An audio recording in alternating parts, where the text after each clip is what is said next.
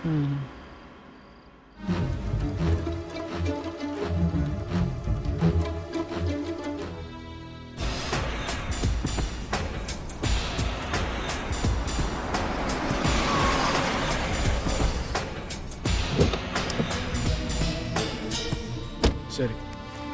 അളിയോ, അതെ സമയം 11:30 കഴിഞ്ഞു, പെട്ടെന്ന് വാ.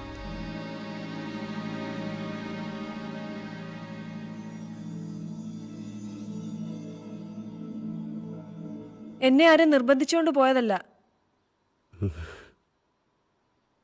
ഞങ്ങൾ തമ്മിൽ ഇഷ്ടത്തിലാ. എന്നെ കല്യാണം കഴിക്കാൻ അന്ന് തന്നെ പറഞ്ഞതാ. ഞാനാ പറഞ്ഞ അച്ഛൻ കൂടി സമ്മതിച്ചിട്ട് മതിന്ന്. എനിക്ക് പ്രേമൻ ചേട്ടന്റെ കൂടെ തന്നെ പോയാ മതി.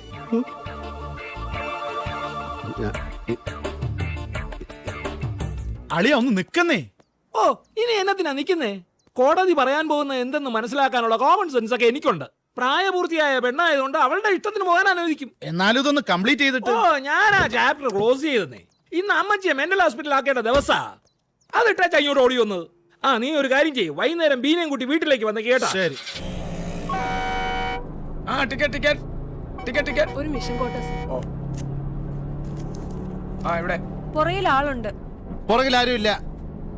കണ്ടക്ടർ, ചുങ്കത്തേക്ക് ഒരു ടിക്കറ്റ്. ഈ കുട്ടി ആരാണെന്ന് എനിക്കറിയില്ല. അല്ല, പുറകിൽ നിങ്ങളാണെന്ന് ഈ കുട്ടി പറഞ്ഞില്ലല്ലോ. പറഞ്ഞില്ലേ? പക്ഷെ ഈ കുട്ടി എന്റെ ആരുമല്ലെന്നുള്ള സത്യം എനിക്ക് പറയാമല്ലോ.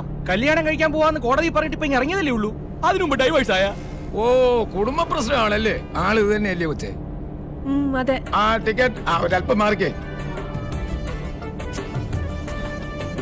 ഒരെണ്ണം മതി എന്ന് പറഞ്ഞിട്ട് പോട്ടെ സാറേ, കുടുംബ പ്രശ്നമൊക്കെ ഇങ്ങനെ പബ്ലിക്കായിട്ട് കാണിക്കാമോ? സാരമില്ലെന്ന്.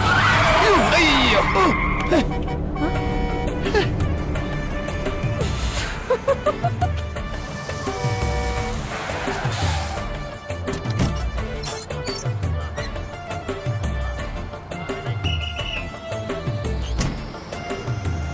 ഒന്ന് പതുക്കെ നടക്ക്.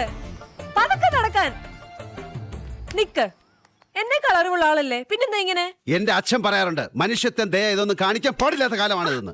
ഇത്രയും വലിയ കുരിശ് ചുമക്കേണ്ടി വരുമെന്ന് വിചാരിച്ചില്ല, സ്വപ്നത്തിൽ പോലും വിചാരിച്ചില്ല. ഇങ്ങനെ ദേഷ്യപ്പെടാൻ ഇപ്പൊ എന്താ ഉണ്ട്? അത് മാനവും മര്യാദ ഇല്ലാത്തവർക്ക് പറഞ്ഞാൽ മനസ്സിലാവില്ലല്ലോ. ഇടി എത്ര പേരുടെ മുമ്പിൽ വെച്ചാൽ തമ്മിൽ ഇഷ്ടമാണെന്ന് കല്യാണം കഴിക്കാൻ പോവാണെന്ന് നീ വിളിച്ചു പറഞ്ഞേ. കേട്ടവരെ എന്നെ പറ്റി എന്താ ധരിച്ചിട്ടുണ്ടാവുക? ഞാൻ അങ്ങനെ പറഞ്ഞോണ്ട് ഇപ്പൊ ഇറങ്ങി പോരാൻ പറ്റി. കോടതിയിലേക്ക് വരുമ്പോ ഒരു പോലീസുകാരത്തെ സ്വകാര്യമായിട്ട് സൂത്രം പറഞ്ഞു തന്നത്. അല്ലെങ്കിൽ നമ്മളെ രണ്ടാളെ ഇപ്പൊ ജയിലിൽ പിടിച്ചിട്ടേനെ. തൂക്കിക്കൊന്നാലും ഇതിനേക്കാൾ ഭേദമായിരുന്നു. ഈശ്വര, ഇവിടുത്തെ നാട്ടുകാരുടെ മുഖത്ത് ഞാൻ ഇനി എങ്ങനെ നോക്കും? തേക്കും തോട്ടത്തിലാണാ.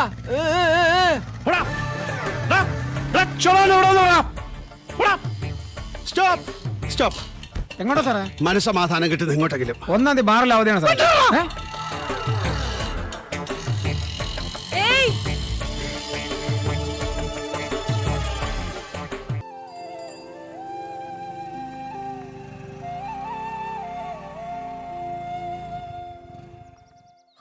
മനസമാധാനത്തോടെയുള്ള മാഷിന്റെ കിടപ്പ് കാണുമ്പോ തന്നെ എന്തൊരു സുഖ.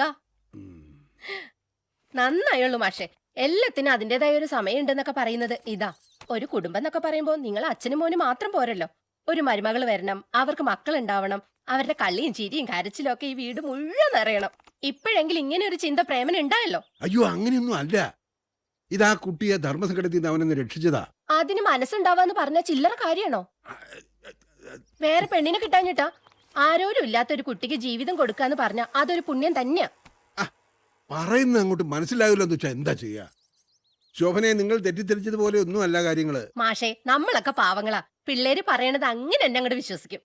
അവിടെ മണികണ്ഠേട്ടന്റെ പെങ്ങള് വിലാസിനി, അവള് കുഞ്ഞൂട്ടേട്ടനും തമ്മിൽ സ്നേഹത്തിലാണെന്ന് ആളോള് പറഞ്ഞപ്പോ ഞങ്ങള് വിശ്വസിച്ചോ? ദേ, എന്റെ ഈ തലയിൽ തൊട്ട് സത്യം ചെയ്തതാ ഏട്ടത്തി അങ്ങനെയൊന്നും ഇല്ലാന്ന്. ഒടുവിൽ ഗുരുവായൂർ പോയി താലിയും കിട്ടി വന്നപ്പോഴല്ലേ ഞങ്ങൾ അന്തം വിട്ടത്. ഇതിപ്പോ മാഷോട് തുറന്ന് സമ്മതിക്കാൻ അവന് വിഷമം കാണും. നമ്മളത് മനസ്സിലാക്കണ്ടേ? എവിടെയാ മിടുക്കത്തി? അമ്പടി കേമി. ഇത് ശോഭനേച്ചിയുടെ വക. നിനക്ക് ഇഷ്ടാവോന്നറിയില്ല. സാരിയും ചുരിദാറും ഒക്കെ ഉണ്ട്.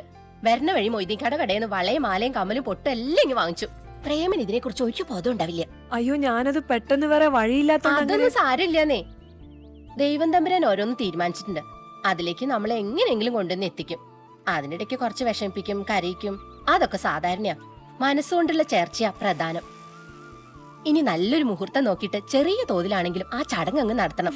ദേ, കഴുത്തിലൊരു താലി വീഴുന്നവരെ കുറുമ്പൊന്നും കാണിക്കരുത് കേട്ടോ. കുറുമ്പോ? എന്ത് കുറുമ്പ്? ഓടി അവിടുന്ന്. ഈ പെണ്ണിന്റെ ഒരു കാര്യം ശ്ശോ.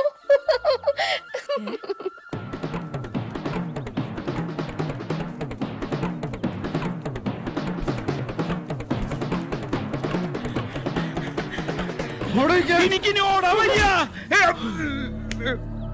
അരുത് പ്രേമ, ഒന്നും ചെയ്യരുത്. ഒന്നുമില്ലെങ്കിൽ നിന്നെക്കാളും വയസ്സിന് മൂത്തതല്ലടാ ഞാൻ. പോകരുത്, മനുഷ്യനെ നാണം കെടുത്തിയിട്ട്. മനഃപൂർവ്വമല്ലല്ലോ. ഇത്രയും വലിയൊരു രഹസ്യമൊന്നും താങ്ങാനുള്ള ശക്തി എനിക്കില്ല. ആ ഏരിയയിൽ ഒരാളില്ല എന്ന് ഉറപ്പുവരുത്തിയിട്ടാ ഞാൻ എന്റെ മനസ്സിൽ നീ ഭാരം ഇറക്കി വെച്ചത്. ചെകുത്താൻ പോലീസിന്റെ വേഷത്തിൽ വരുമെന്ന് ആരറിഞ്ഞു?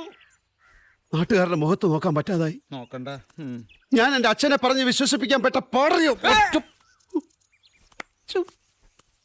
തീ കൊള്ളിയാണ്ടല്ലേ കളിച്ചത്. അപ്പൊ പിന്നെ കുറച്ച് വൈകിട്ടാണെങ്കിലും പൊള്ളൂ. ഒറ്റ ഒരെണ്ണം അങ്ങോട്ട് തന്നോണ്ടല്ലോ. ആ ഒക്കെ നല്ലതിനാണെന്ന് വെച്ച് സമാധാനിക്കടാ. ഒന്നുമില്ലെങ്കിൽ ഒരു പെൺകുട്ടിയായിട്ട് തന്നെ കൂടെ കൊണ്ട് നടത്താലോ. പിന്നെ ഞാൻ അവളെ കൊണ്ട് വിലസാൻ പോവല്ലേ? തീർന്നു, ഇന്നത്തോടെ അവളെ പാക്ക് ചെയ്യാ. എങ്ങോട്ട്? എങ്ങോട്ടെങ്കിലും പോട്ടെ, ഞാൻ അതൊക്കെ എന്തിനാ അറിയുന്നേ? അവള് വല്ല തീവണ്ടിക്ക് തലവെച്ചാലോ? അതോടെ തീർന്നു കിട്ടുമല്ലോ. നിന്റെ ബുദ്ധിയും ബോധമൊക്കെ പോയാ. നിന്നെ കല്യാണം കഴിച്ച് കൂടെ പുറത്തോളാന്നല്ലേ അവള് കോടതി പറഞ്ഞത്. അതിന് എന്നിട്ട് അവൾ എവിടെങ്കിലും പോയി ചത്ത ആരാ തൂങ്ങുക?